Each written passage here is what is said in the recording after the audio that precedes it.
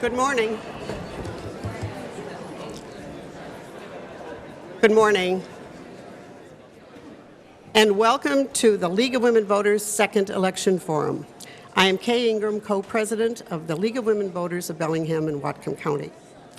The American Association of University Women is our co-sponsor today, and we thank them for their support. Sherry Thompson, co-vice president, is representing the AAUW today. Please join me in the Pledge of Allegiance.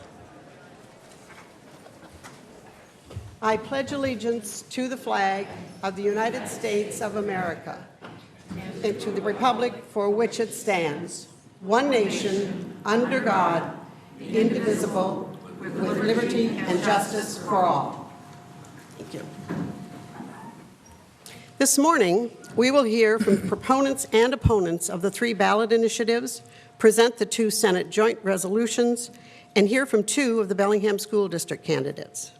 This is the second of 3 forums the League is hosting.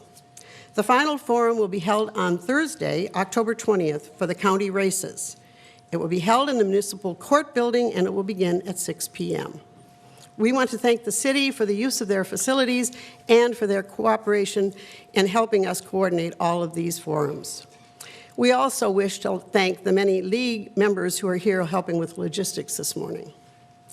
All of the forums will be televised for rebroadcast on the community channel BTV Channel 10. Look for the rebroadcast schedule, all of the forums on either the League's or the city's website or the local newspaper guide. Any other taping of these forums is prohibited. Now, just a friendly reminder to myself as well, please turn off your cell phone. Thank you. And now it's my pleasure to introduce Robbie Farron, a former board member who will be our moderator today. Robbie? Thank you, Kay, and good morning, everyone. We will begin our forum with 2 speakers sitting up there who are going to be reading to you about Initiative 1125.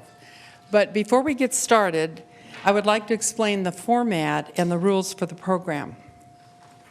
We will discuss, as Kay said, the 3 state initiatives and 2 amendments to the state constitution, which will be on the general election ballot in November.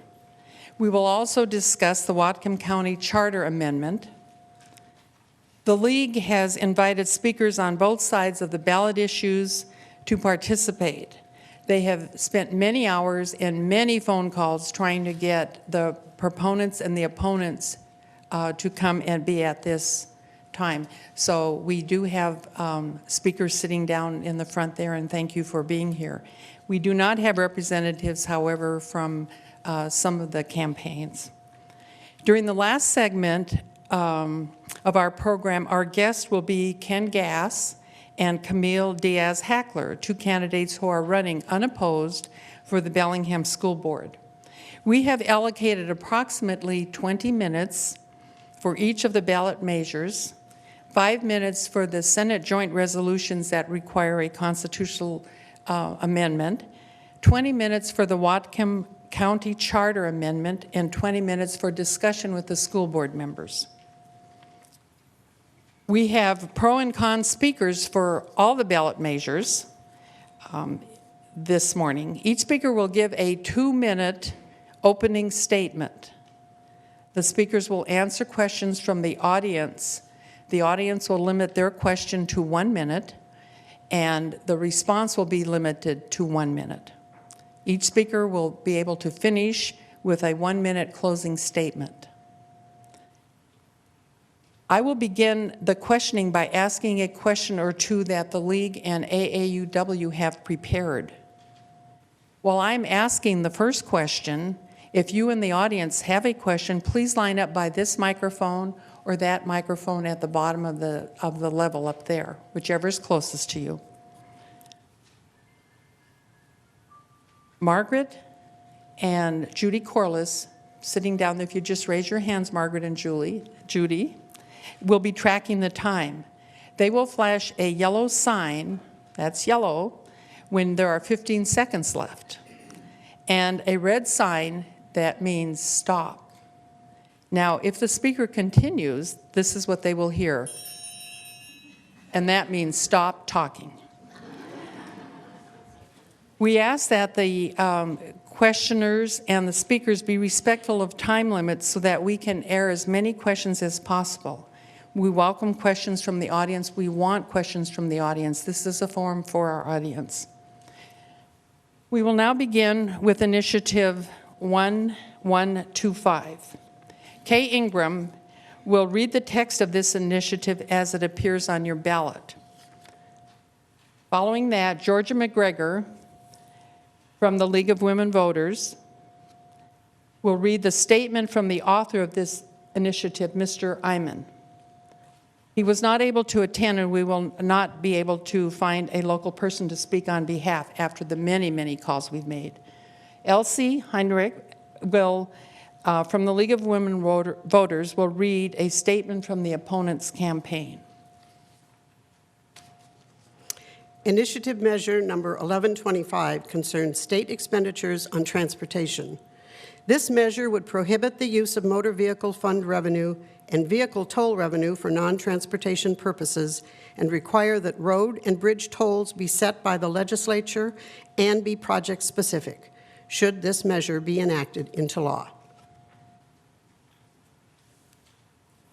Supporting Georgia. Tolls on the existing lanes of I-5 and I-405. Tolls on Highway 99, 167, and 522. Tolls on the 520 bridge, I-90 bridge, and West Seattle Bridge. Tolls on all major streets, roads, highways, and bridges throughout the Puget Sound and beyond. Tolls here, there, and everywhere. That's their plan. Don't believe it? In July, the Seattle Times reported, after years of acting gingerly, the House Transportation Chair said that the state may be ready as early as next year for tolled highways as a grid-like interconnected system instead of being implemented piecemeal. This approach, toll on all major roads, was in a recent report for the Seattle mayor. In an editorial by the liberal Seattle Weekly entitled, "Tim Iman Finally Finds an Initiative That Makes Sense," they wrote, "People of all political stripes are bound to feel under assault from the battery of tolls that are now under discussion. To bureaucrats, tolling seems to be like alcohol or pie. Once they get a taste, they can't seem to stop. Our state imposes one of the highest gas taxes in the nation, collecting billions every year. Nonetheless, they're talking about double taxing us with billions more from tolls on existing streets, roads, bridges, and highways.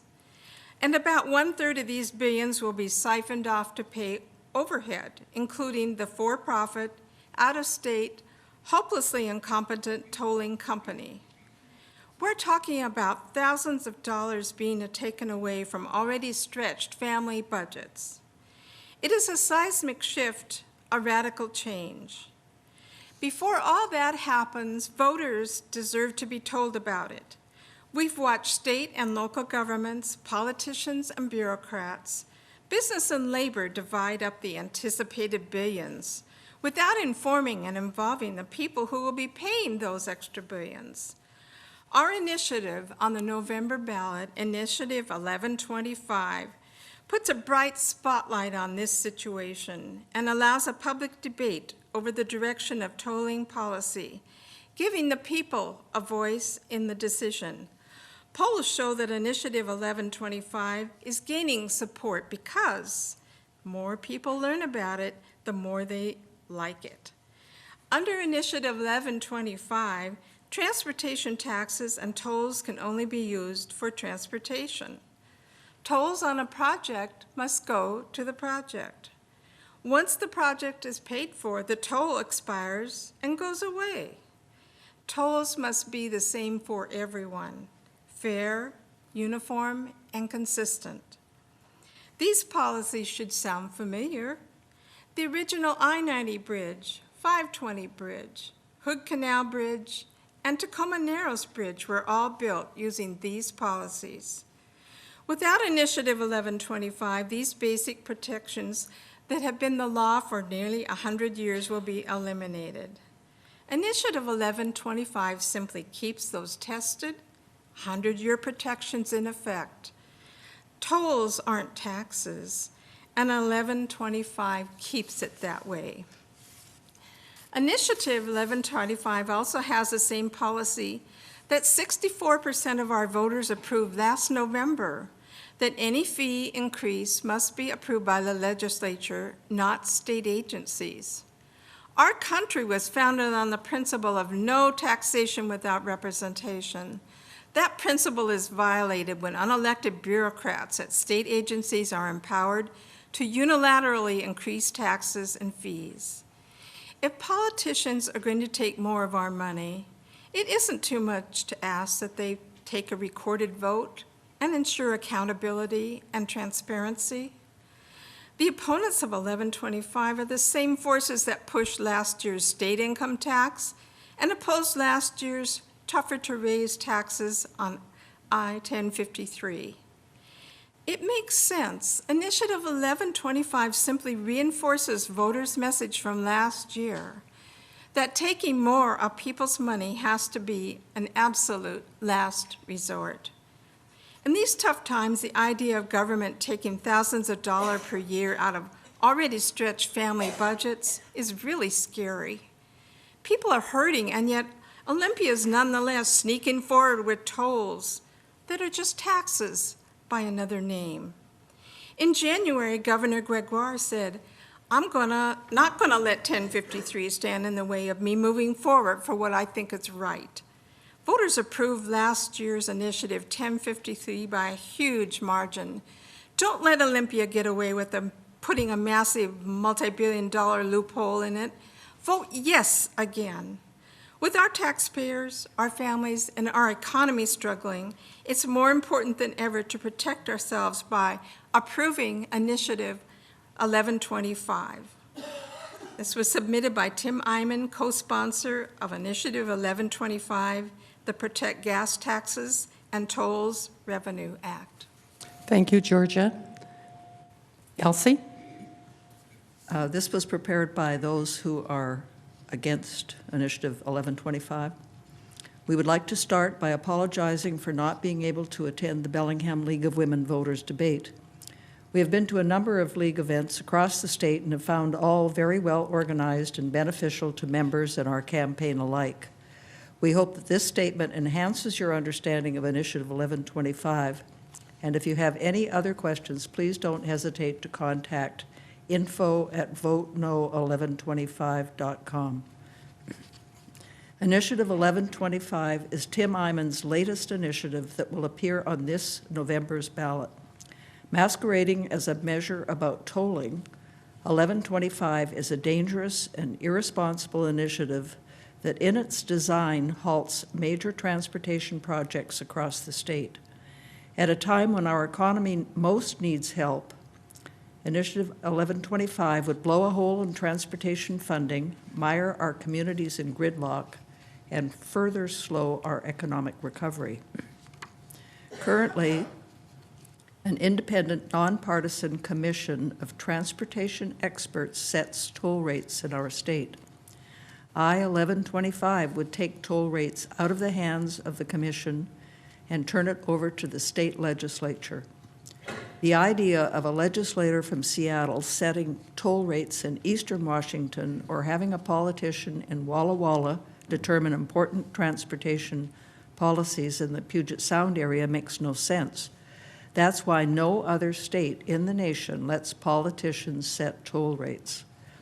Having politicians set toll rates threatens hundreds of current and future projects around the state. The Office of Financial Management found that I-1125 would blow a hole in transportation funding in Washington, including sacrificing half or more of $123 million in federal grant funding. If I-1125 passes, we will be forced to look for alternative funding like the gas tax instead of user-based tolling for vital projects. This means communities around the state will pay more for projects they may never use, and that hundreds of smaller projects, including many in rural areas, will be underfunded and left uncompleted. The state treasurer has noted just how dangerous politicizing this issue is. The analysis found the uncertainty created by allowing politicians to set toll rates will cost Washington State billions in bond financing for important projects while increasing financing costs for taxpayers by hundreds of millions. Washington can't afford to lose billions of dollars in funding right now or see our transportation bonds downgraded. The health of our communities and the health of our economy relies on a well-planned, well-maintained transportation system that keeps people and business moving. 1125 threatens to create gridlock around the state, damage our quality of life, and hurt our economy.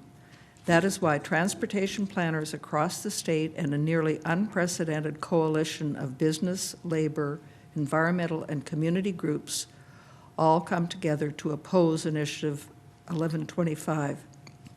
1125 will harm our economy and cost us jobs when we need them most. Please vote no on Initiative 1125.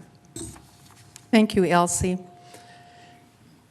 We are going to ask if there are proponents and opponents in the office. Thank you, in the audience. We'll give you an opportunity to make a 1-minute statement as long as we both have a proponent and an opponent. So if there are, without making you vote here, if there are any opponents to this, could you raise your hand? Opponents? Okay, and are there proponents for this initiative in the audience? So we decided as a league, because we are totally nonpartisan, we don't want to give more time to someone who is for or against anything, and so only if we had both proponents and opponents would we ask you to make a statement. And since we don't have that in the audience, we're not going to do that now. And so what we'll do is we will thank Georgia and Elsie for their presentation, and you as voters can go to other sources to look into this matter. And so we will move on with our program. Thank you very much. Kay Ingram will now read Initiative 1163. And Angela and Fred, if you will take your spots. Thank you. Initiative Measure Number 1163 concerns long-term care workers and services for elderly and disabled people. This measure would reinstate background checks, training, and other requirements for long-term care workers and providers if amended in 2011, and address financial accountability and administrative expenses of the long-term in-home care program, should this measure be enacted into law. Thank you. I would like to introduce Angela, who is sitting in the supporting chair. She is with the League of Women Voters, and she will read from the voter pamphlet the position there. With us, we're fortunate to have Fred Benjen, who is from the opposing campaign and who will speak against the measure. So, Angela, you may read that without being timed now. Thank you. Those supporting Initiative 1163 say, all of us want safe, quality care for frail seniors and people with disabilities. In 2008, voters overwhelmingly supported full federal background checks and training for long-term care workers who assist our most vulnerable residents. But Olympia politicians ignored our will. Initiative 1163 restores those common sense protections. Since 2008, adult family home abuse citations are up 15%. Seniors and people with disabilities are highly vulnerable to fraud and abuse. It is irresponsible to entrust their care to people who could have a violent or abusive history. 1163 ensures caregivers receive federal background checks, not the current local check that misses out-of-state crimes. Home care workers do the same work as nursing home assistants, but in more isolated environments with less training. While manicurists complete 600 hours of training, home care workers receive less than 40 hours. 1163 protects seniors by requiring home care workers to receive comparable training to nursing home assistants. 1163 protects taxpayers, requires annual independent audits, requires full-time fraud investigators, and requires at least 90% of funds go to direct care, not state administrative expenses. As our population ages, we need a qualified workforce to help seniors live with dignity in their own homes.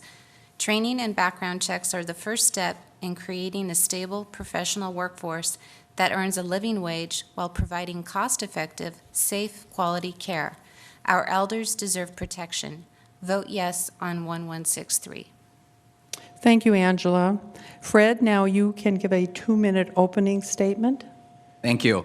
I'd like to just thank you, first of all, for the opportunity to speak to those of you who wish to make an informed and wise decision on your vote on Initiative 1163. I'm here on behalf of those who oppose 1163.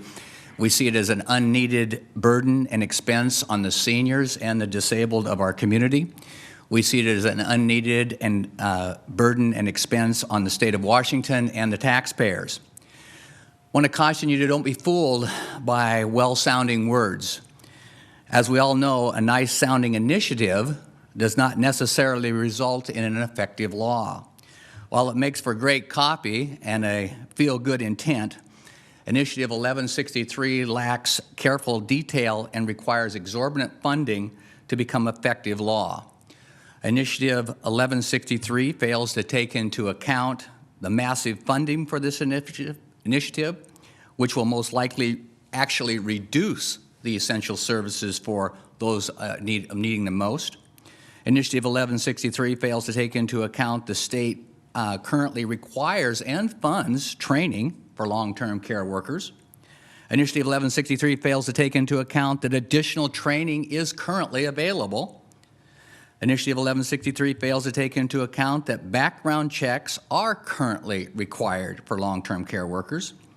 Initiative 1163 fails to take into account the estimated cost of $80 million. It fails to take into account that the state currently faces a $2.8 billion deficit. Initiative 1163 is essentially a reinstatement of Initiative 1029 that the legislature said we simply cannot fund. Thank you, Fred. I'm going to lead off the questioning with a question from the League of Women Voters and AAUW, and it's got 2 sentences in the question. How will the state pay for these costs if the effective date is January 1st, 2012? And this is for both persons if they want to answer. And the second part of that question, if this initiative is not passed, how do we, as a society, ensure that there will be sufficiently trained care workers for those in need? Was that to me? Angela may speak also, but yes, primarily to you. Because Okay, so the first question is, how is it going to be paid for?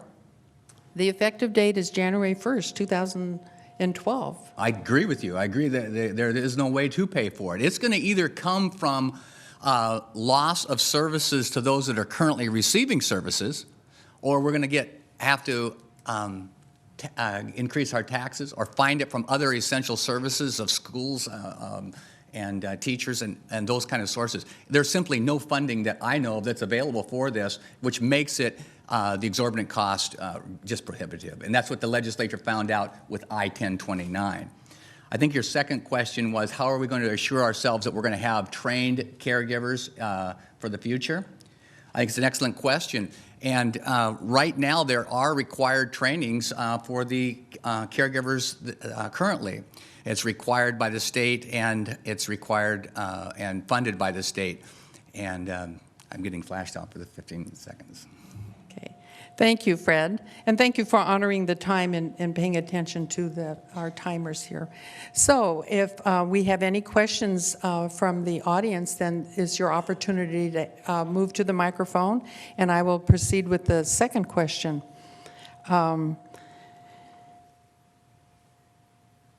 Although this measure would cost the state $12.9 million over the next 6 years, if we don't enact the measure, might we incur additional financial risks as well as human costs from lawsuits if unqualified individuals are working in our long-term care facilities?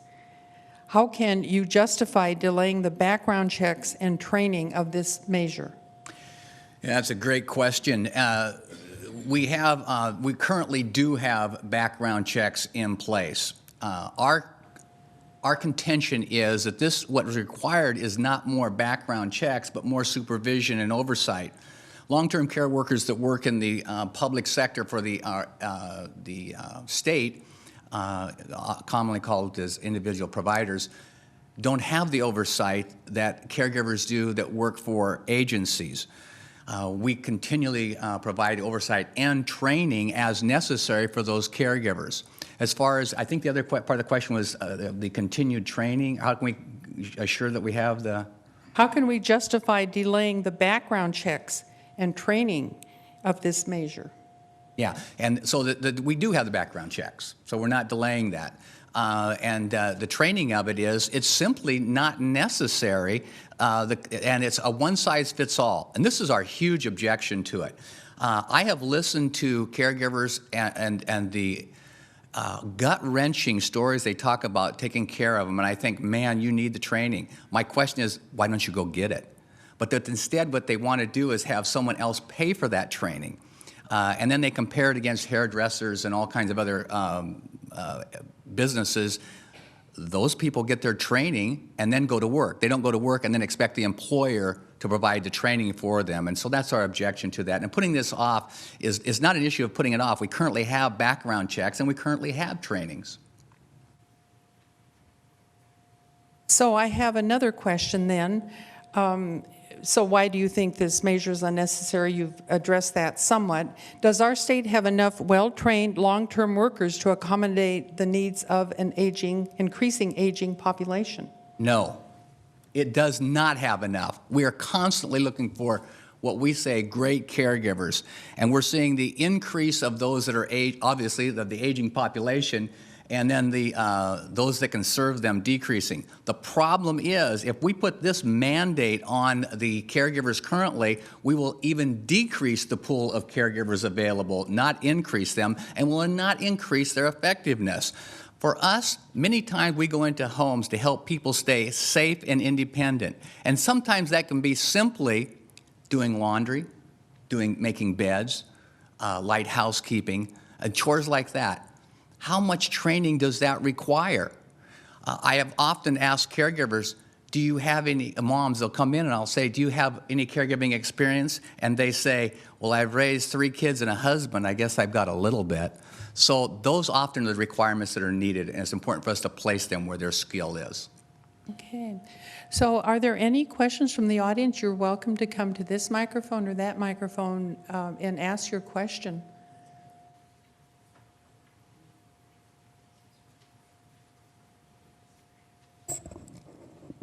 I have a question. It is, are there federal background checks done as well as the state? I'm a little concerned that people, when they get in trouble, just hop from state to state. We've seen that in other agency services. Yeah, very good question. Currently, if you have not been in the state of Washington for 3 years, you're required to do the federal background check. If you've been in the state for 3 years, you're not required to do that. That is the current status. Your question?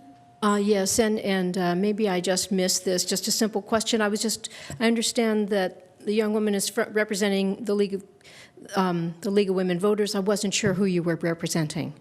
Who am I representing? Yes. Those that are opposed to Initiative 1163. But I'm wondering what organization you work for. I mean... Oh, I'm an owner of in-home care Visiting Angels. We have offices here in Bellingham, Mount Vernon, and Everett.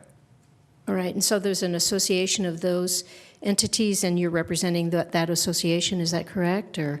We also are a member of the Washington Private Duty Association that opposes this initiative. All right, thank you. Thank you for your question. Any more questions? All right, then you may have your 1-minute closing statement. Fred? I guess that's just me. Yes. Well, I ask you to please join with us to preserve and to maintain the current level of services to an important population in our community, the elderly and disabled. I ask you to join us to avoid these regulations and mandates that would end up even marginalizing the elderly and disabled in our community. Join us in not increasing state deficits or increased taxes. Please join us in opposing and voting no on Initiative 1163. Thank you. Thank you. And you may sit down in the audience again, and if Mike and Derek would go ahead. And meanwhile, I want to clarify a matter about the League. Angela is on the board for the League of Women Voters and is filling in just by reading the supporting. The League being nonpartisan in our own form, we would not take a position. So just to clarify that that was not a League's position to support, but just to fill in so that you could have a full explanation. Going on then, Kay Ingram will read the Initiative 1183 now. So we're going to deal with Initiative 1183. Initiative measure number 1183 concerns liquor, beer, wine, and spirits, hard liquor. This measure would close state liquor stores and sell their assets, license private parties to sell and distribute spirits, set license fees based on sales, regulate licensees, and change regulation of wine distribution, should this measure be enacted into law. I would like to introduce Mike Burgess from the campaign who will speak in favor of the measure. So Mike, just we'll wave, 2 men, we want to know which is Mike. And Derek Baker is from the campaign, he's the campaign manager actually who will speak against the measure. So you're obviously the other person, you don't need to wave, okay. Thank you for the opportunity. So you may give a 2-minute opening statement now, Mike. Thanks for the opportunity to speak today. My name is Mike Burgess. I'm a Whatcom County resident here. I've lived here about 7 years. My wife and I have 2 young boys, ages 4 and 2. Wanted to take the opportunity to point out some things to you that I care about with Initiative 1183 and why I'm voting yes. The initiative reduces state government costs and waste while increasing funding for vital services without raising our taxes. There have been 2 independent studies done about Initiative 1183, one by the Washington Research Council, which is kind of a private policy think tank here in our state that reviews policy measures, and the other by the Office of Financial Management, which is the governor's budget office. Both of those give estimates that the Initiative 1183 will raise about $440 million for vital public services, including public safety, over the next 6 years. It does that by getting the state out of an outdated liquor monopoly system, and will have the state focusing on regulating the sale of alcohol rather than promoting it. The initiative also strengthens the enforcement of liquor laws and increases penalties, does that by doubling the maximum fine and penalty, and also puts in place a requirement for training programs for retailers to demonstrate that they will prevent the sale of alcohol to minors.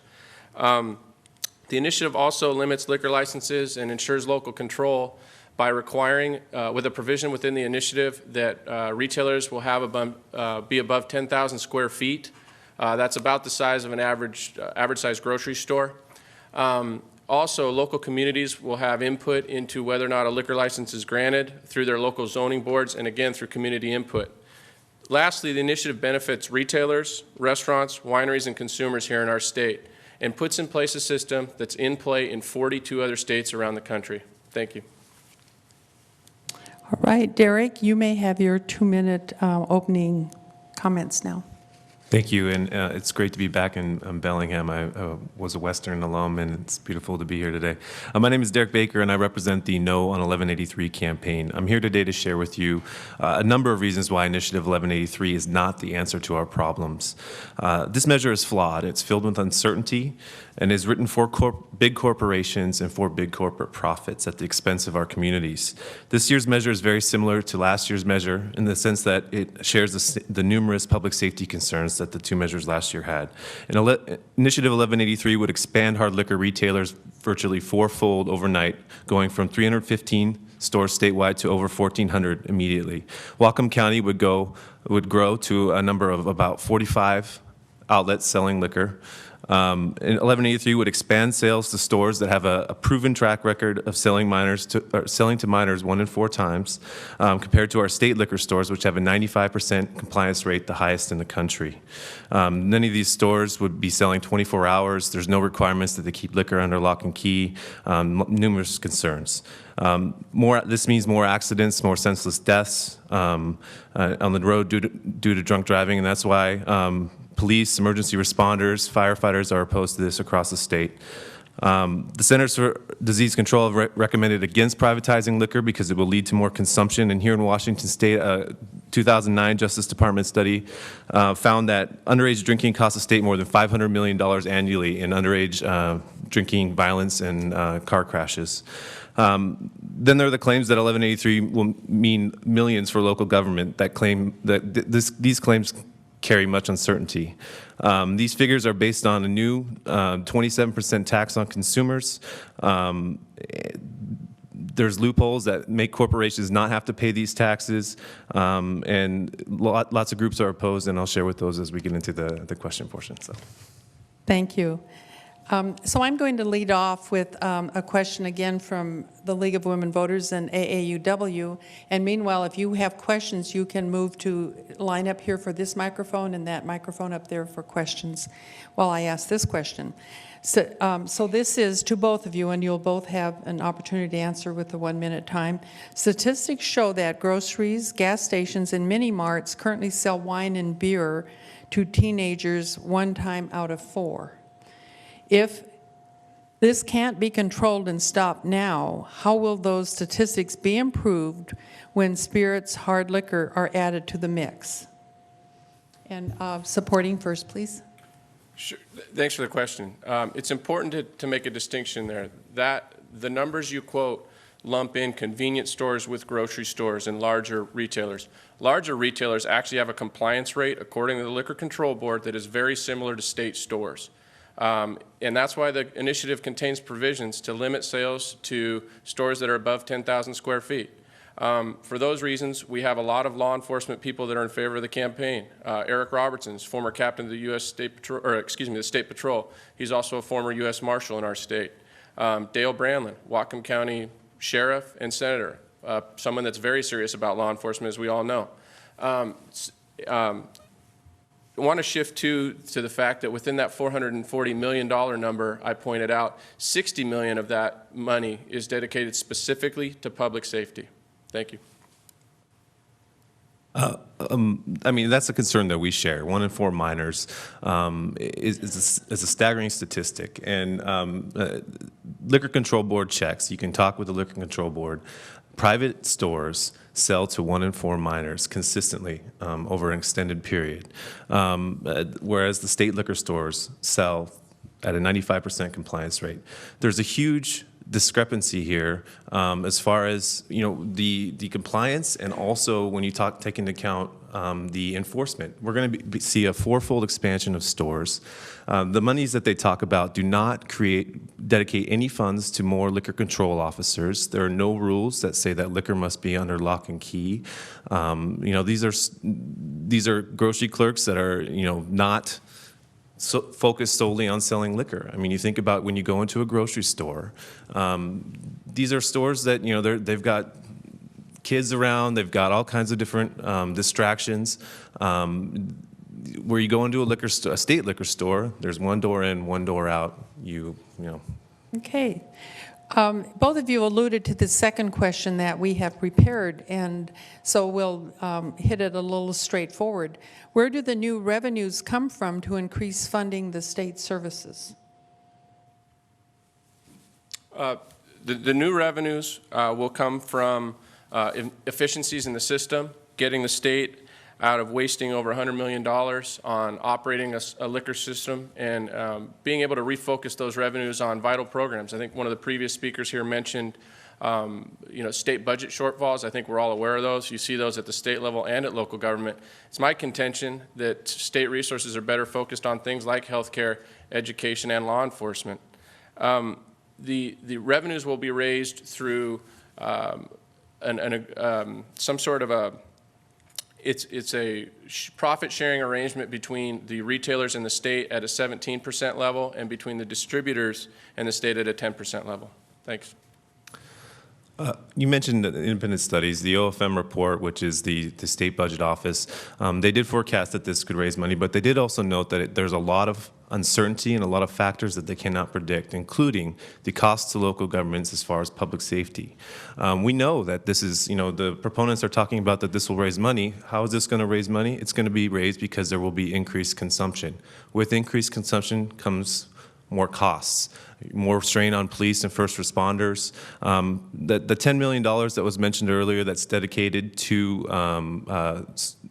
law enforcement, when you break that out over the course of all the counties and city governments, for Bellingham, that would only mean $148,000 per year.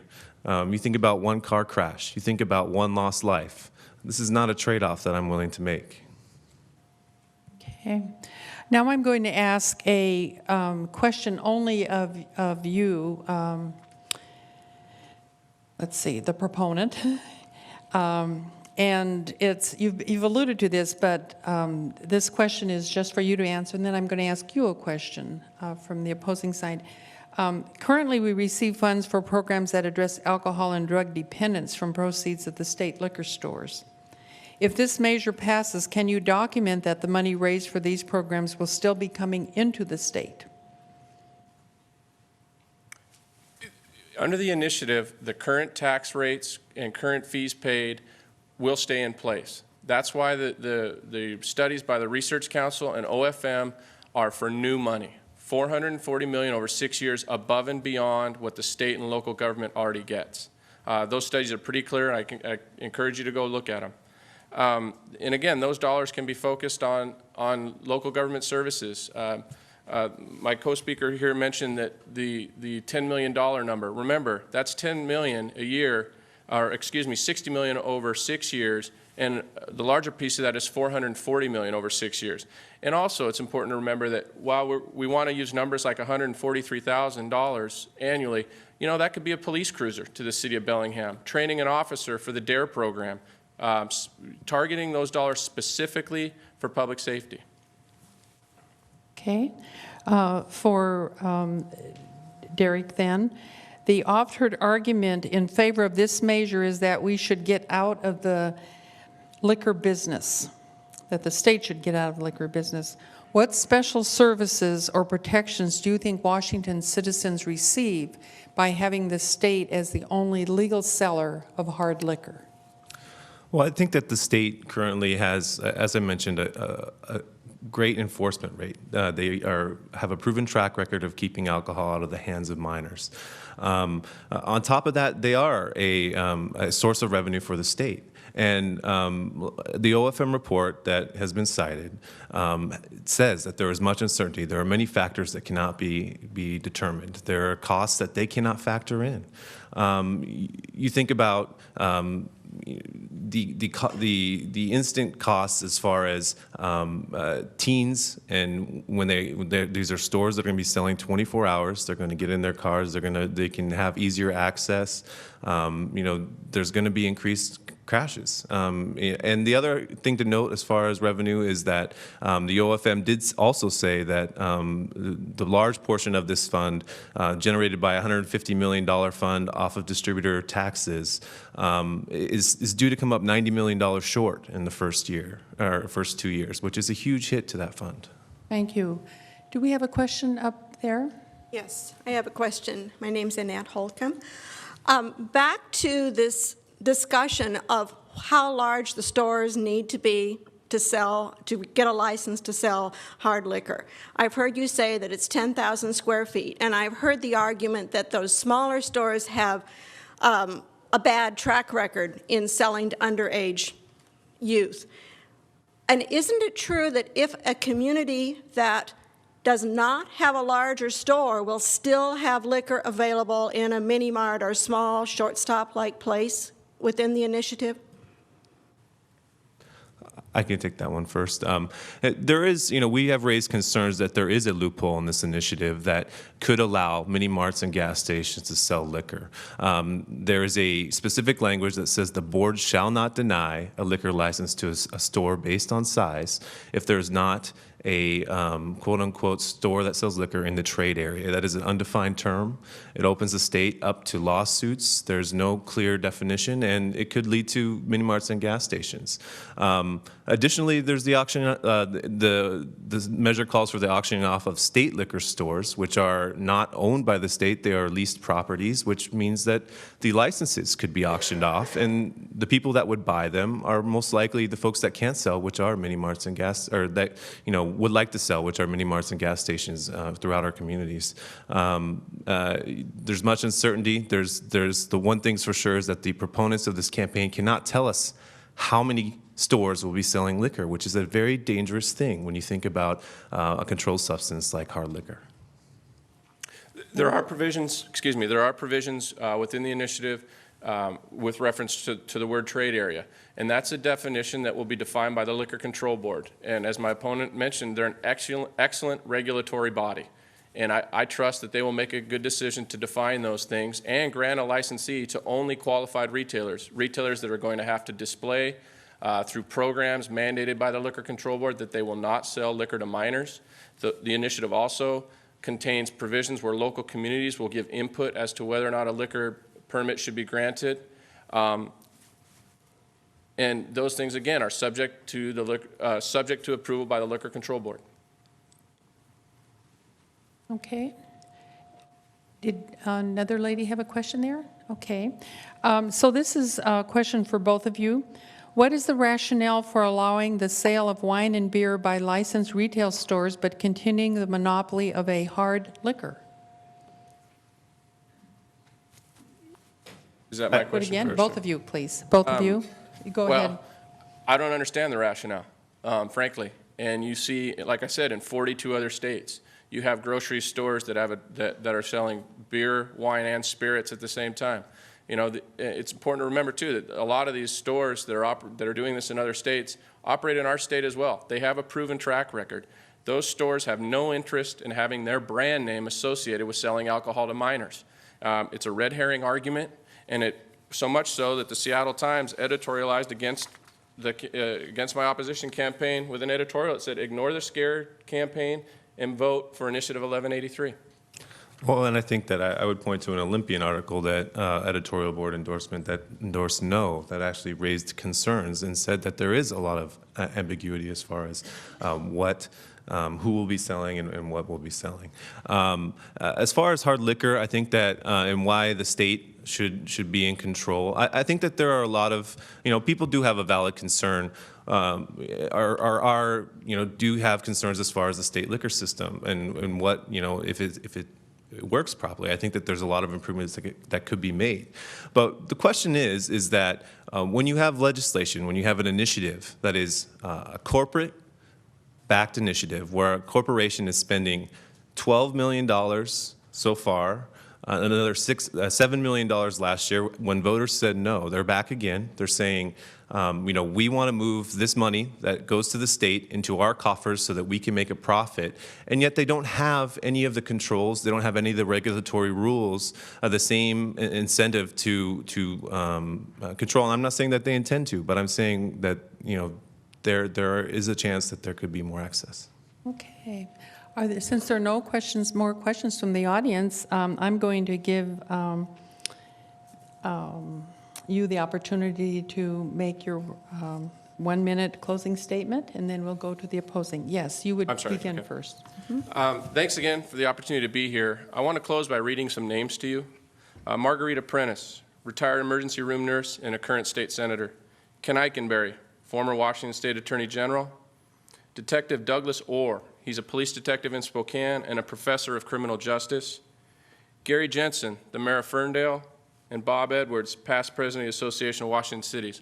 All of these people are part of the coalition voting yes on 1183.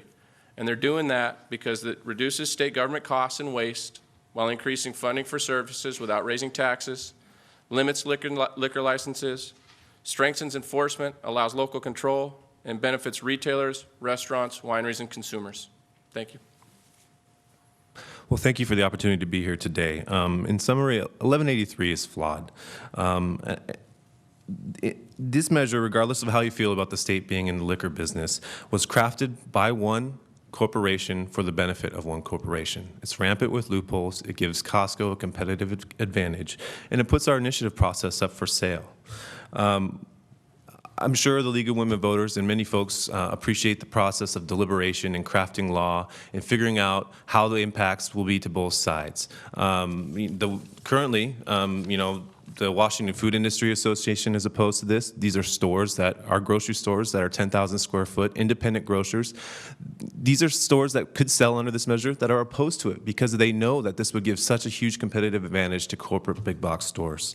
Also, other groups that are supporting this measure, the Children's Alliance, the Faith Action Network, the Washington Substance Abuse and Violence Prevention, the State Council of Firefighters, the Seattle Human Services Coalition, the Washington State Democrats, the Washington State Labor Council. I mentioned the Food Industry Association. Thank you very much. Thank you. Mr. Burgess, thank you for being here, and Mr. Baker, thank you for being here. Thank you. We will now proceed to consider the Senate joint resolutions. Angela Murray, who is the Vice President of the local league and Chair of the Voter Services Committee, will read the explanations for Senate Joint Resolution 8205 and Senate Joint Resolution 8206. Angela? Senate Joint Resolution 8205, removing an obsolete requirement for voting eligibility from the Constitution. The legislature has proposed a constitutional amendment on repealing Article 6, Section 1A of the Washington Constitution. This amendment would remove an inoperative provision from the state constitution regarding the length of time a voter must reside in Washington to vote for president or vice president, and vice president. The effect of the proposed amendment, if approved, this measure proposes to amend the state constitution to remove Article 6, Section 1A from the state constitution, which requires voters to have lived in Washington state for 60 days to be eligible to cast a ballot for president. After this provision was added to the Washington state constitution in 1966, the United States Supreme Court ruled that any requirement that voters live in a particular place longer than 30 days in order to vote is unconstitutional. The state constitution already requires and would continue to entitle all otherwise eligible citizens of the United States to vote in Washington state if they have resided in the state and in their country and precinct for at least 30 days before the election. Because the section that would be removed has been previously ruled unconstitutional and has been superseded by other voting requirements, this portion of the Constitution is already inoperative and is ignored. Removing this provision would have no real effect on voting in the state of Washington and is simply a housekeeping action. Those supporting the measure argue Senate Joint Resolution 8205 fixes conflicting voter residency requirements in the Washington State Constitution. Article 6, Section 1 of the Washington State Constitution allows a U.S. citizen to vote in all elections after they have resided in the state for 30 days. Article 6, Section 1A of the Washington State Constitution requires that a U.S. citizen reside in the state for 60 days before they can vote for president. While the courts have held that the shorter 30-day residency requirement applies to presidential primaries, there is a need to clean up our Constitution and make its provisions consistent. Senate Joint Resolution 8205 fixes this conflict by removing Section 1A and the conflicting 60-day residency requirement. This clarifies that the shorter 30-day voter residency requirement is the constitutional standard for all elections in the state, including the presidential election. Please vote to approve Senate Joint Resolution 8205 to ensure that our state constitution is consistent. Those opposing the measure argue, no one consented to write an argument against this ballot measure. This measure simply removes outdated language from the Constitution and changes no law currently in effect.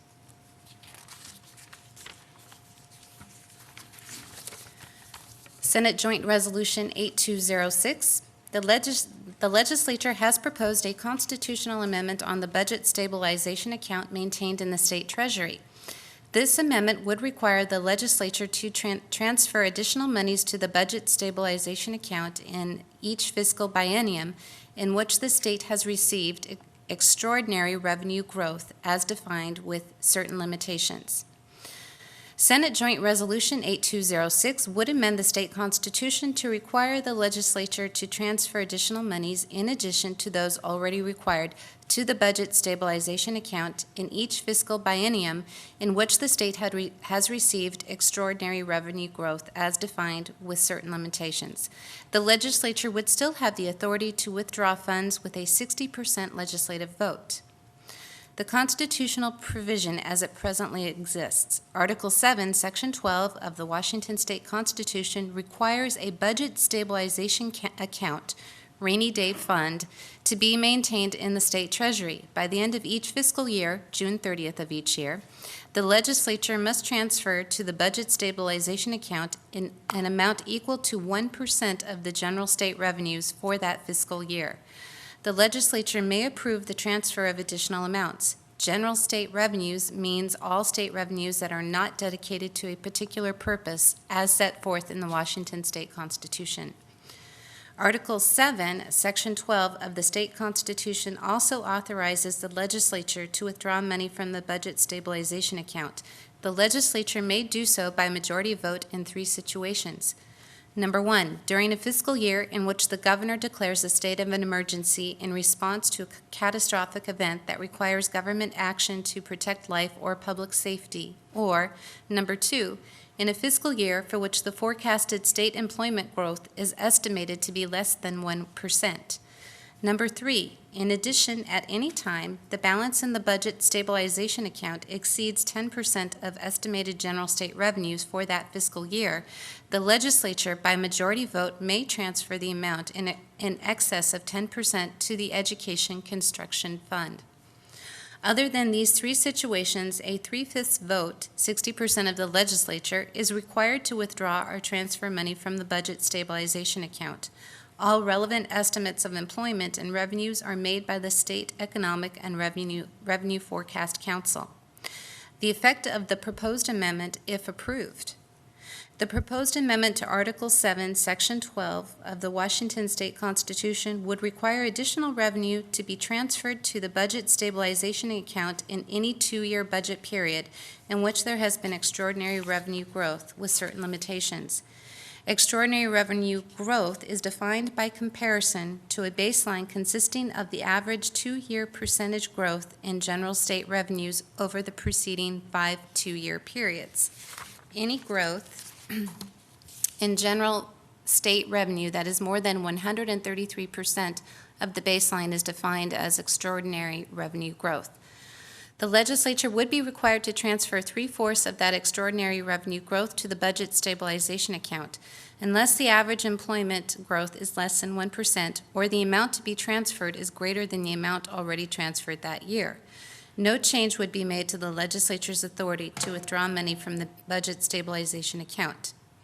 No fiscal impact statement created, as none was required by law.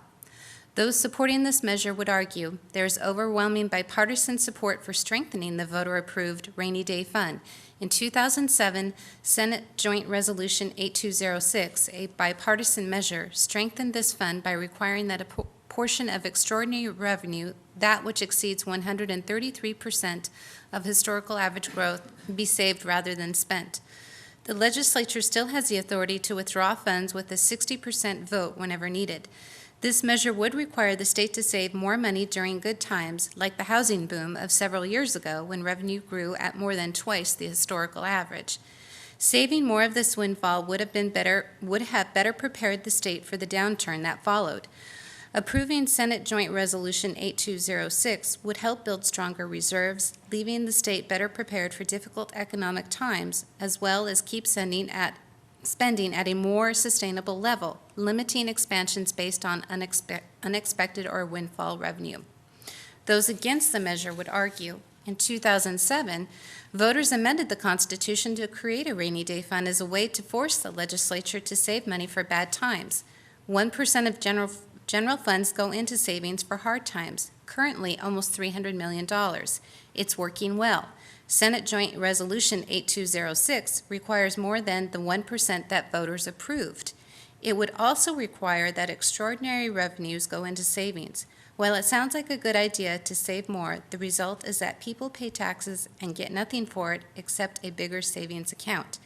8206 decreases the amount of taxpayer money that can be used for things taxpayers want and need and paid for, so it can sit in an already existing rainy day fund with plenty of money in it. It means budget cuts become permanent and you aren't getting the government you paid for.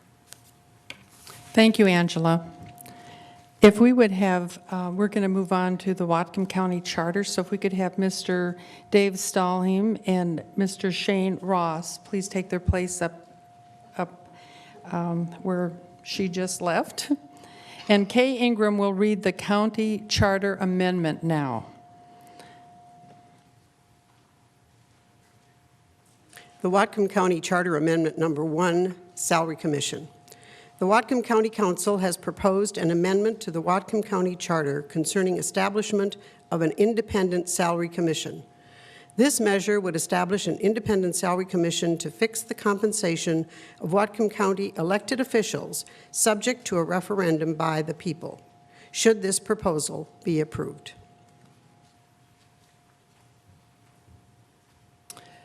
So I would like to introduce to you today, supporting the county charter amendment is Mr. Dave Stahlheim, who will speak in favor.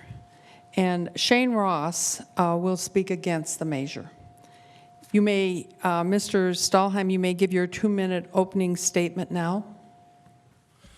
Thank you very much. I'm Dave Stahlheim, and I'm here to represent the support for this charter amendment. I attended the county council hearing and spoke in favor of this measure, in large measure because of my concern about the pay for the top elected officials in Whatcom County. As everyone knows, there's a movement going on. 99% of us are fed up with the 1% controlling our future.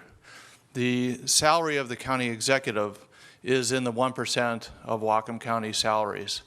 And as we have found recently out, in addition to that salary, the county executive and the prosecuting attorney are making almost $150,000 a year. On top of that, they are also being paid additional expenses for both their cars and other overtime. They get paid overtime in addition to that, in the tune of over $9,000 for each of them. So my concern in support of this amendment was that I think that the citizens of Whatcom County perhaps are fed up with this type of situation, and that they think that the salaries of our top elected officials should be in line with the rest of our community. The county executive's pay is almost equal to the governor with far less responsibility. Right now we have candidates that have no executive experience that are running for this office, and that concerns me. The median income of individuals within Whatcom County is $30,420, whereas a county executive will get paid $147,000 plus another almost $10,000 in expenses. So that's why I'm helping to support this look at this proposal. Thank you very much. Thank you, Mr. Stahlheim. Mr. Roth? Thank you. I speak in opposition to this ballot measure based on what the measure lacks. It lacks a requirement for a public hearing. It lacks any check or balance in the event that the Salary Commission were to make a mistake in its decision. but it also lacks refinement. The language is cut and pasted almost word for word from the Snohomish County Charter. Expecting this language to function in our charter is like taking an oil filter from a Ford and using it in a Chevy and expecting the engine to work on the grounds that they're both cars. A salary commission has merit as a concept, but you're not voting on the concept. You are voting on the language, and this language is needlessly flawed. These flaws can be fixed much more easily before they are written into the charter and will prove profoundly difficult to fix after they are written into the charter. This ballot measure amends the county charter. It doesn't update the county's Facebook status. Vote no on this rough draft of a ballot measure and insist instead that the Charter Review Commission perfect the language to make it work with our unique home rule charter. Thank you. Thank you. I will begin the questioning, and again, audience members who want to ask can go to that or line up here to ask your question here. The question is for both of you gentlemen, and if you would begin, Mr. Stahlheim. In a rare unanimous vote, the present county council referred this amendment to the ballot. Does this represent their dissatisfaction with the present system or with their amount of compensation? I probably would say it represents perhaps neither of those, because I think at times the county council and others are very much interested in hearing from the voters what they think about the situation. So as far as what I understand of the county council, I don't think it's a dissatisfaction with their rate of pay themselves. Again, I testified at that public hearing with respect to not the council salary, but the executive salary and the top elected officials that are getting paid over $100,000 in Whatcom County. So I would say that I think they're interested in the situation where citizens, the folks that elect them, make this decision, and it turns from not a political decision, but it turns to what the public thinks their elected officials should be compensated. Thank you. I think it reflects a lack of attention to detail on the part of the county council, particularly the chair of the county council. And I think it reflects a sense of the county council licking their finger and putting up and see which way the wind blows. This was a decision made, and it would have been very politically difficult for any member of this council to vote against putting this to the people. So I think that there was a level of cynicism that that causes me to be nervous about this entire measure. And I'd also like to point out that Mr. Stahlheim bravely came up here to defend something that the proponents of this measure didn't bother to come here to defend, and I think that speaks volumes about this measure as well. Okay. Thank you. Thank you. I'll continue with the second question. 4 members of the commission will be appointed by the county executive. 6 members of the 10-member proposed commission would be randomly appointed. Some have suggested drawing names from a hat. What kind of expertise could these people bring to the understanding of how the job should be compensated?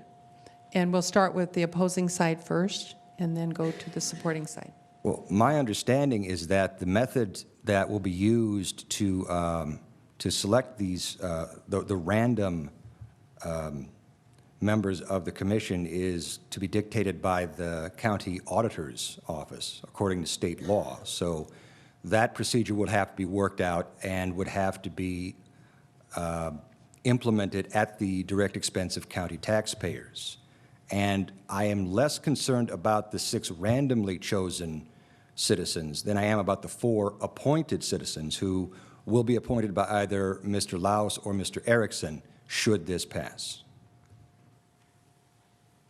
Thank you. Mr. Stahlheim?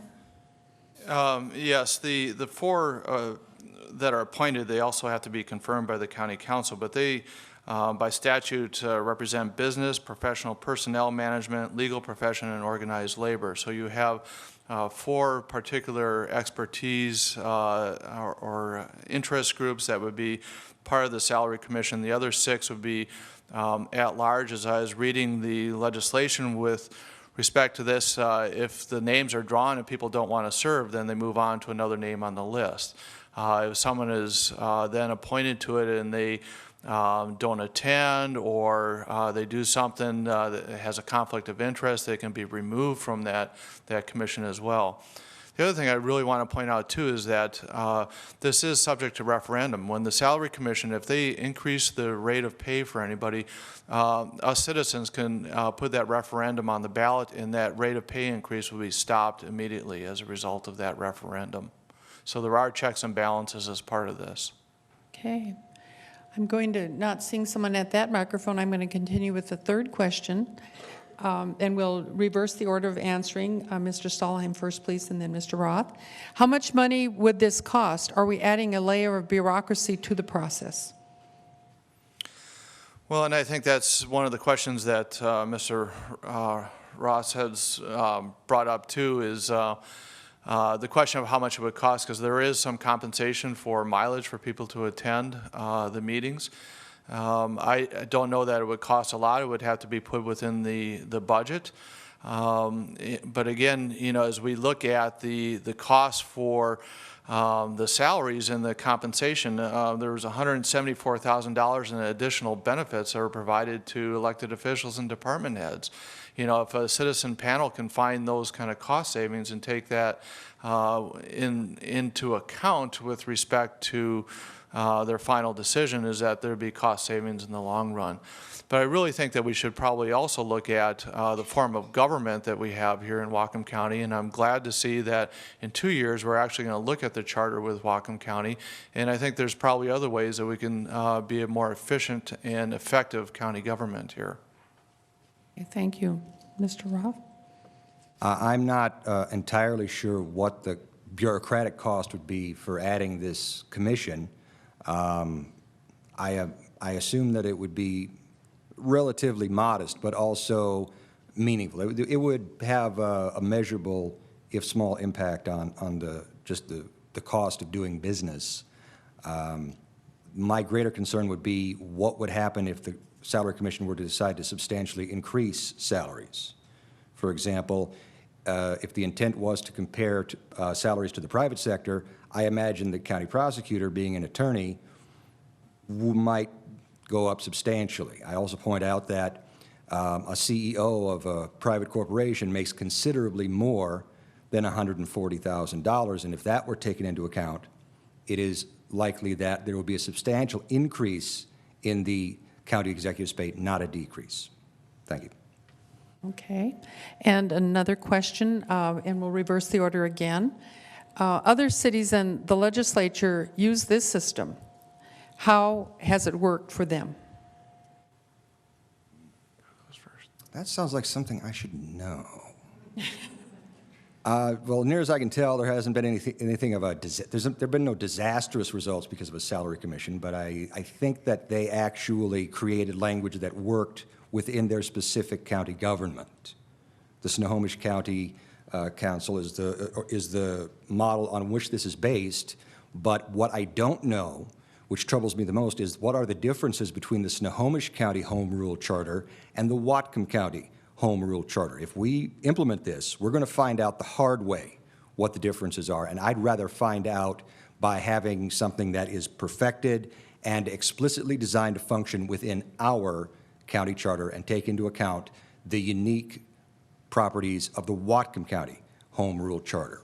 We don't need a rough draft put into our county charter. We need something that has been refined, edited, vetted, preferably by the Charter Review Commission. Thank you. Mr. Stahl.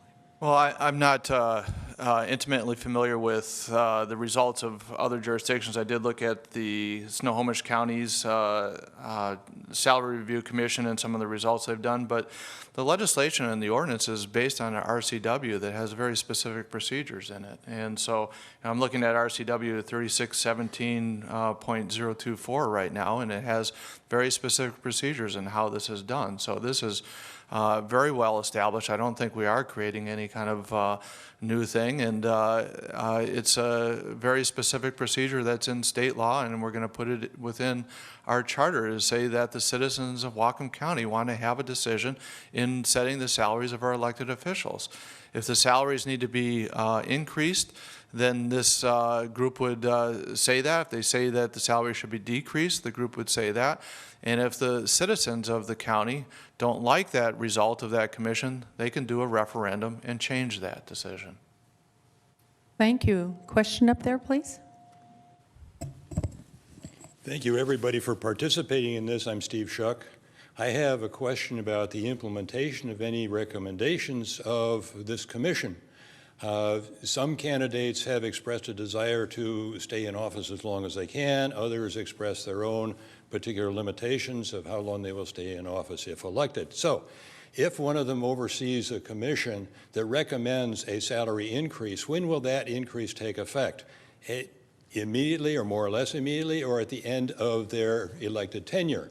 If the Salary Commission recommends a decrease, when will that decrease take effect? Supporting first, please. I'm trying to quickly scan the RCWs to get that answer for you. Steve, you can, again, look at the 3617.024. It does have those answers. What I see quickly as I look at this is that salary increases, that they meet every 2 years. It would become effective in the next calendar year. My understanding is that they meet in May, and so it would be effective the following year. That unless there's a referendum that the folks put into place to put it on the ballot, and then it would stop that whole process there. So if you are in office, it would go into effect. But again, they are not overseeing any of that process. Decreases, on the other hand, would not go into effect until the end of the term of that person. So increases would go in the following calendar year unless there's a referendum. Decreases would happen only at the end of that person's term, is what I'm reading in the RCW here. Mr. Roth, do you want to add anything, Mr. Roth? Yes. I think that Mr. Stalheim has full command of the facts on this. His command of the timing is consistent with mine. I just want to clarify, this commission doesn't make recommendations. They file the schedule, and it becomes what the salaries are. They don't recommend something to the council, who then ratifies it. They don't recommend it to the executive, who then does anything. Without any action on the part of the council or the executive, this schedule is presented and is accepted as is, and the only mechanism that would change that would be referendum, gathering signatures, going through the trouble of petitioning and all that, which is an extremely inefficient check or balance. This is placing unitary power into the hands of 12 citizens, none of whom are elected. Thank you, gentlemen. Can I ask for a definition? Yes, Steve, go ahead. Thank you. Term. I hypothesize an office holder is elected twice for 4 years. That's a total span of 8 years. That the recommendation takes effect the second year of the first time that he's elected. When does the salary decrease take effect? I'm quite confident that it would be at the end of their term. So if you're elected to a 4-year term, it would be at the end of that 4-year term. So you take office after election at a lower salary, after re-election?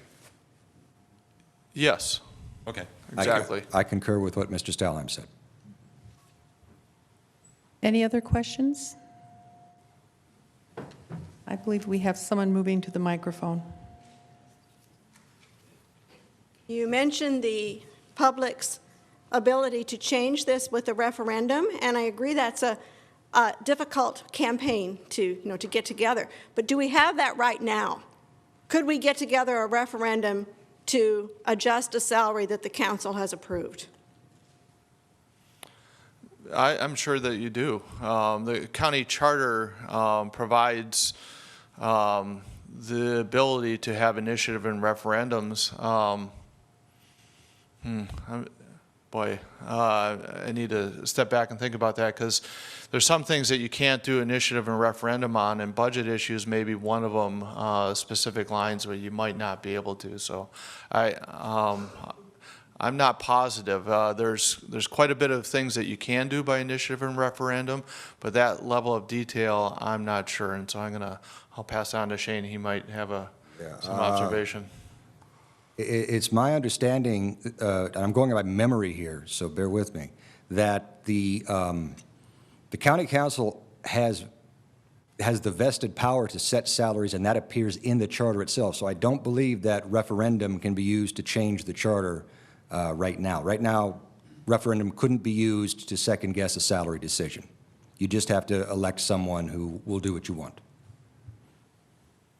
Thank you.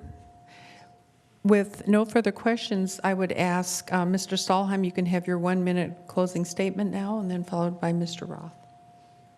Well, thank you. Again, I think this is a good opportunity for Whatcom County to think about Whatcom County government in the charter. The charter is a very unique opportunity for the citizens to set the parameters for how we want Whatcom County to be governed. In 2 years from now, you're going to elect a new Charter Review Commission that's going to look at other opportunities for us to structure Whatcom County to meet the needs of the citizens of the future. I think this is a great first step in that conversation in 2 years from now. I have worked for many different governments over the last 25 years in public service, and one of my concerns is the effectiveness of Whatcom County's government and the council, the part-time council that is not really doing what is best for Whatcom County, and I think we need to take a look at that. In the last year alone, they've lost 3 Growth Management Hearings Board cases and 1 case in front of the Supreme Court because they are not full-time, they are not effective county council members. I think we need to take a look at these issues, and the Salary Commission is one opportunity to look at that. Thank you. Roth? I can appreciate the frustration that that is behind this ballot measure, and I can appreciate that people really want control over their government. But I believe that this measure actually removes transparency and gives the electorate less direct control over this component of their county government. We right now have people who, when they set salaries, they have to have a public hearing of some kind, and they have to face you on election day. These checks and balances will be removed and handed to a group of people who are really ultimately accountable to no one for all intents and purposes. This is a flawed, rough draft, and it needs to be vetted and perfected, preferably by the Charter Review Commission in 2013, to actually get us something that will make our charter better and more representative, not less. Thank you. Thank you very much, gentlemen, for your being here with us today. We're going to move on to the school board candidates that here. So with Ken Gass and Camille Diaz-Hacker, please come forward. And while they're coming forward, I'm going to read their introduction for them. Camille Diaz-Hacker grew up in Bellingham and is married and has 2 children. She graduated from Bellingham High School, Whatcom Community College, and earned a Bachelor of Arts in Business from Western Washington University with a concentration in computer information systems. She has worked as a program coordinator at Western Washington University. Currently, she is a Human Resources Director for MGM Solutions, a business providing software solutions. Camille has worked extensively in the Hispanic community doing volunteer work. Ken Gass is a physician. He has lived in Bellingham for the past 34 years. He is married and with his wife has raised 2 children who are K-12 graduates of the Bellingham School District. He graduated from Oberlin College and has a medical degree from the University of Chicago. He is a practicing pediatrician who was appointed to the school board in 1998, elected in 1999, and re-elected in 2003 and 2007. He has served on several nonprofit boards. He has started 2 community nonprofits serving children and youth. Welcome, Camille and Ken. And if you both will have a 2-minute opportunity to speak why you're running for the school board. And let's start with the person closest to me, Camille. Hi. As Robbie mentioned, I did graduate from Bellingham High School. I also attended Shuckson Middle School. I have 2 sons that attended the Bellingham School District. One is done, one is still in the school district. I have played a major role in many different boards and organizations. I was president of METCHA, and as president, brought Cesar Chavez to Western Washington University to speak. The Whatcom Hispanic Organization, I was scholarship chair, and I think for about 5 years gave out scholarships from that organization. I was involved with the Whatcom Human Rights Task Force, the Parkview PTA, Cornwall Park Neighborhood Association, and currently I'm serving on the board of the YWCA. I have been interested in education because I come from a background where the women in my family did not have the opportunity to get an education as they became mothers at a very young age. My mother had me when she was 16. Her mother had her when she was 16. And my other grandmothers, great-grandmothers, were very young as well. And I think it's really important for all our people, plus all of civilization, to have access to education, and that's why I'm interested in running for school board. That's basically it. Thank you. Ken? I want to thank the League of Women Voters and AAUW for this opportunity in this balmy meeting room. I'm the product of 26 years of formal education and 34 years of continuing professional education. As a pediatrician, I care for a disproportionate number of children with special health care needs who struggle to stay in school, let alone be prepared for independence. Numbers 1 and 2 motivated me to run for school board. What keeps me running and serving on the school board is a strongly held belief that PK, pre-kindergarten through 12 public education, is critical to our democracy. A rigorous education that is available to all children, just as Camille said, not just the well-prepared kids of the middle class and upper class, is critical. An education that prepares its graduates for the future with skills to take the next step toward career training and citizenship. That instills positive values of self-control, integrity, curiosity, grit, respect for others. That has enormous positive return on investment by creating skilled workers, taxpayers, and engaged citizens, not drug-abusing dropouts, inmates, or welfare recipients. Even in these tough times, economically, we cannot afford to set up children to fail in life by failing to provide them with an equitable equitably funded and rigorous public education. I also ran because of concern that out of continuity of the district's governance and leadership, with the top 3 experienced board members all up for re-election or retiring, and we had a new superintendent of only 1 year. I thought that was inappropriate. Thank you very much. If you have questions, go ahead and please move to the microphones, or to this microphone. You're welcome to this one. And I'm going to start out with some well-thought-out questions developed by AAUW and then supported by the League of Women Voters. And so this is for both of you. If you were approached by someone who was interested in running for the school board, what skills would you tell them are most important for that role as a school board member? And let's start with Ken. I guess just as our students and our staff, you have to be a lifelong learner.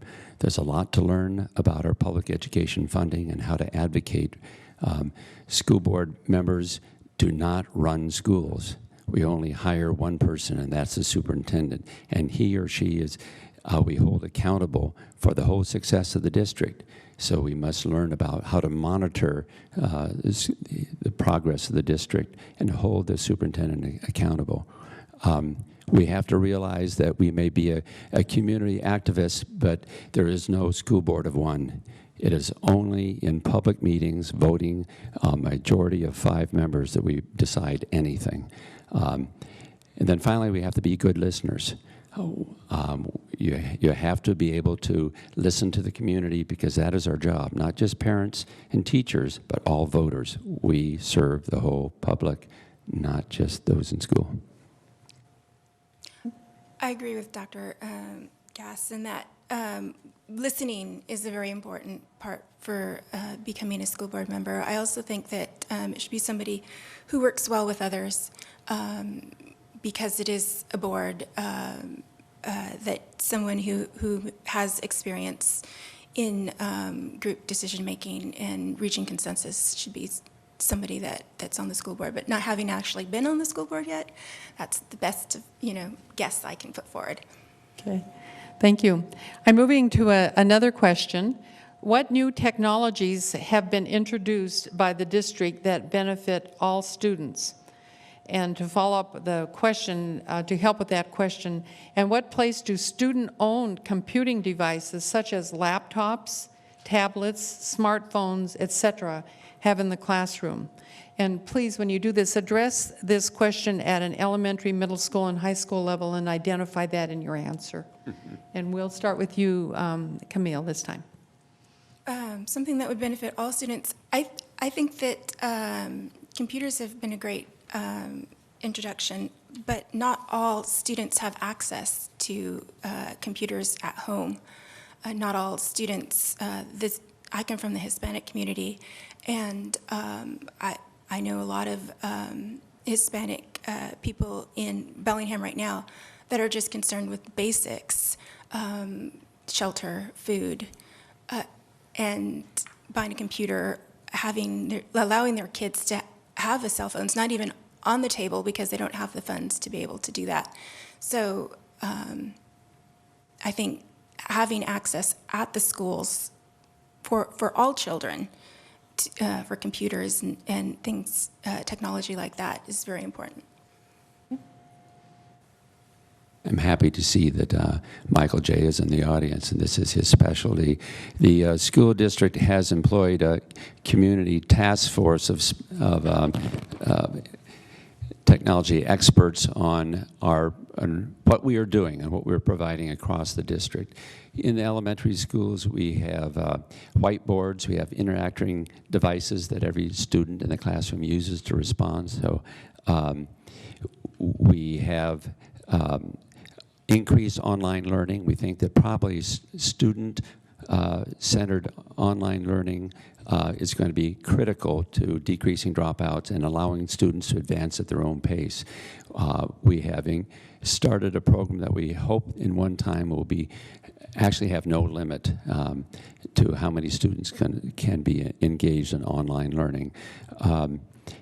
Cell phones are a problem within the classroom, and the schools do have to control them because they're a distraction. All the schools have portable computers available to the students, but not on a one-on-one basis. I have seen school districts that have made that a focus, that every student is given a portable computer, and it's something we're looking into. Okay, thank you. Moving to a third question.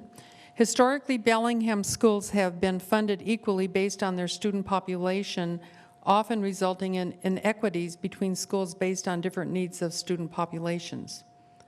How do you see that funding could be better distributed to address the unique needs of students who are at risk or who could benefit from extra opportunities to accelerate their learning? And Ken, we'll start with you on this question. Here's a great example of how the school board functions. We told our superintendent that we expect the achievement gap to be closed, that it should not matter what school you attend or what your family background is, about the opportunities you have. And what he has done, I think you can find out on the on the website. It is critical that schools that have more needy students have more services. And what we have seen is just exactly that. We've seen in Hispanic, Hispanic populated schools, we have more bilingual staff that communicate with the parents. We have more ESL, the English as a second language support in those schools that have those problems. So we have seen this superintendent really step up to the plate and say in this one schoolhouse philosophy is it shouldn't matter what school you go to and what your background is, you get a quality education that meets your needs in the Bellingham School District. Oh, I agree. Also, I want to add that as a parent of two very different children, my kids have had different needs, and I think in talking to some parents so far, I think that my situation's not unique. There are children who are highly capable that need more challenges in the classroom, and there are students who are maybe not at grade level and need more help in other areas. So there's inequities that are all throughout the school district, not just in terms of money or background, but also the individual learner. There are inequities in the classroom, and I think that's really important to pay attention to. So I'm going to just go back to that question and ask you each to address it just a little more. How do you see that the funding could be better distributed to address the unique needs? And so if you could just focus on that. And what I heard you say, Ken, was that your superintendent, you've given him a mandate. Yes. He's done that we have, if your school has a high poverty rate, and that's the only way we know that is for those students that have applied for and qualify for free and reduced lunch, the titles, so-called title schools, do get extra support in literacy, in math, across the board. So they're getting extra support in that way. Those schools that might not be title schools but have students that have not had the experience of parents attending higher education, we have a program called AVID and we have a program called Gear Up, that specially funded programs that support those students, that teach them how to be successful learners, and encourages them. And as I mentioned, we have, this superintendent has done a district-wide study of our English as a language learners, or ESL programs, and where they needed far better support, and he has instituted that. And on the other hand, he has also increased our support for highly capable learners. So in terms of funding inequities, you know, I'm a little bit at a disadvantage not having actually been on the school board yet, but I've noticed the newer schools that have just opened up having a lot more brand new resources that some of the current older, more established schools don't have yet, especially in the elementary side of things. And I'd like to see that all schools have equal resources in terms of books, computer resources, things like that. Okay, thank you.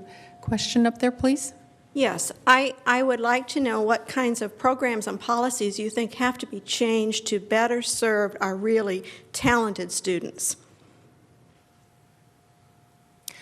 Can I start? I just want to say that I have a son that was in the highly capable learners program, and he tested in elementary school, and the elementary school programs available for highly capable learners were really beneficial, and it really helped challenge those group of kids.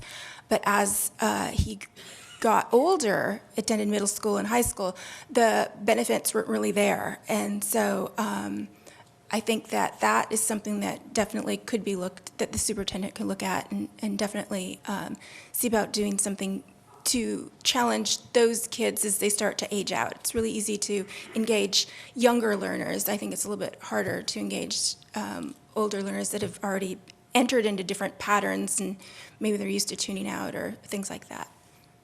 And that's why our superintendent has just hired someone who has experience in a highly capable learner program to facilitate at the middle school and high school level. So really, for the first time, we have someone who has put those programs in place elsewhere. You realize there's no funding. That's been cut by the state. That's local dollars that do that. The use of online learning for those students that need to be further challenged on beyond calculus, connecting students up, of course, with Western that are that advanced. But I think, as Camille said, it's that gap between elementary and middle and high school, and I think we have a superintendent who's put some dollars there, but we've had to use local dollars. Just put a plug in here, the fact that local dollars are now are becoming 28% of our budget. They're critical. We're going to have our levy will be renewed next spring by vote, and a lot of those dollars are competed. Teachers want more funding. We want more services for kids. It's a balance. It's a balancing act where those local dollars go. Okay. I'm going to move forward with another question. As part of policy governance, there are possible connections between board members and citizens, parents, students, and staff. Please explain how the concept of community linkage meetings and how adopting individual schools allows the community to have a real conversation with the school board members, and I would add the superintendent. Yes, that's one of the things I'm most excited about, that as a school board, we brought policy governance model to the district, and that essentially says that school board is there to set the goals of the district and to monitor the superintendent, not meddle on how he or she does the job. And we set those goals through linkages with the community, getting feedback about community values. We want them to reflect on our goals that we've set and how they might be changed. This will certainly be also a part of our new strategic 5-year plan that we'll be working on. So we have had linkages already. We have, instead of having anyone in the community come and talk to us about our goals, we've had targeted ones: elementary parents, Hispanic community, early learning professionals, PTAs, and the business community. This is our first linkages, and we just got going last fall. And each school board member, we agreed among ourselves, adopts 5 schools or departments in the district for a year, and we go and visit them on our own, so we get to know schools in more detail. Okay. Yes, I think the linkage seems to be a really great proactive opportunity for the school board to meet with members of the community instead of waiting for the community to come to the school board. I attended the Hispanic community one in the spring, and I think it was really well received by the Hispanic community, and to be invited to come share concerns, and I can see that continuing to be a really important part in hearing from the school, hearing from the community. Thank you. We have a question up there. Just continuing from the question that was just asked, certainly the board has been open to inviting input. Certainly 3 minutes at every meeting is available to any attendee, but also through the linkages. But those are invited input with some guidance and parameters around that. What about open conversation and the ability, which is not appropriate during the school board meeting, but really making the board available for two-way discussion that may not be invited by the board, but rather open to the community? Mr. Ken Gass? Michael J. made a good point. Our school board meetings are open to the public, but there are our meetings, so it's not really a time to engage in open-ended conversation. Some of the linkages will have that open nature. Okay, here are our stated goals. What are your response to them? Remember, the school board doesn't do management. We don't administrate. We set the goals. So that's the feedback we need to hear from the community. Administration is there and gets their feedback, what they hear from the community, telling them about how they're administrating, but we want to know about the goals. What we found in other districts on policy governance linkages is that they can be poorly attended, just a handful of people, when you don't invite specific people that are excited to come, and the more general and vague they are, just give us feedback, the less we've gotten from them. They have gotten from them. We have not attempted that yet, but that certainly is what's colored our reason for having more targeted ones at first. It seems to me that, there's the initial rollout of the linkage sessions, and it does make a lot of sense to invite specific groups that you've been wanting to hear from, and then to, at a certain point, reach out to those maybe more open, general.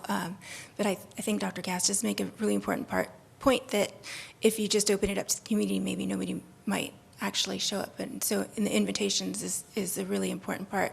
And I think that's a really good point that Michael J. makes in inviting it to the community in general. Okay. I will go on with another question if there's no other questioner waiting. Bellingham School's involvement with International Baccalaureate IB started at Wade King. Northern Heights recently started IB as well. Given the incremental cost and differing curriculum, would you be in favor of IB expanding to other elementary schools up into middle and high schools? Thank you. The board has been working on the IB since 2008. International Baccalaureate has, as you mentioned, is at the 3 levels, pre-K through 5 or 6, middle and high school. Really, the largest cost and the most work is borne by the staff. We cannot put on an IB program without the staff saying they want to do it. It's a huge amount of work. Basically, the only extra dollars or for a part-time IB coordinator and for the foreign language, and we want world language to be in every elementary school. That's part of the charge we've given our superintendent. And there's a small cost, $3,000 to $5,000, to be reviewed by IB International every 3 to 5 years. So the incremental costs are not great. It directs your staffing dollars. Instead of having a literacy person, you might use half the literacy time for that coordinator services salary. So the actual added increase cost for those IB schools, we're probably talking $10,000. But it is the staff's effort to create inquiry-based modules that are interdisciplinary using the same curriculum. I have no comment. Okay, no comment on that. I'm going to go ahead with another question here. Washington State recently adopted the Common Core standards, and the common assessments are coming in 2014. What do you see as the implication of this shift? Bellingham School District.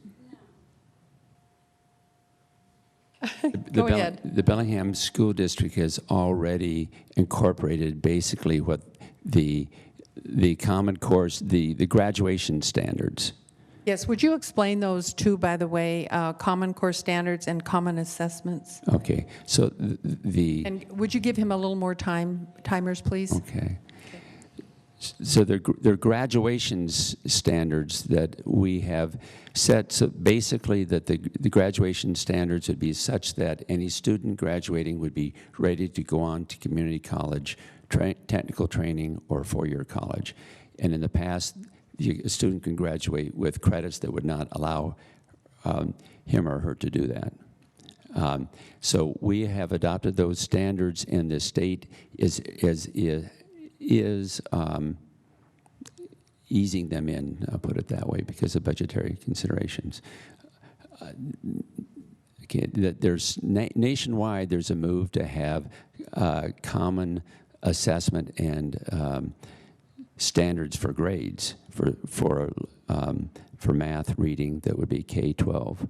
So there's that common national assessment that is in the process of being worked on. The state of Washington Office of Superintendent of Instruction, the governor, have supported that move, but that is coming along. I think having a aligned system with expectations at each grade level of what a student should be learning, whether in Washington State or Alabama, is key to hold public education accountable. Any comment from you? Okay. Those of us that don't have children in the school system forget that terminology. All right, so if there are no questions, any further questions from the audience, then I want to thank you for coming to answer questions for us, and I'll turn this mic back over to Kay.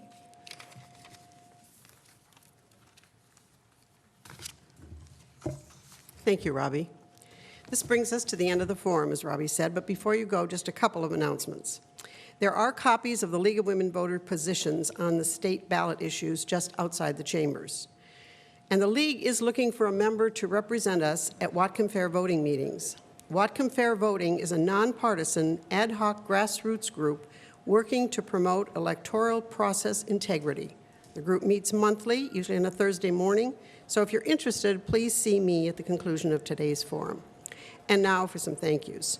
To all of our presenters, to AAUW for co-sponsoring today's forum, to all of our League members who volunteered today, a special thanks to Robbie Farron, who served as our moderator today, and finally, to all of you for attending. Enjoy your Saturday.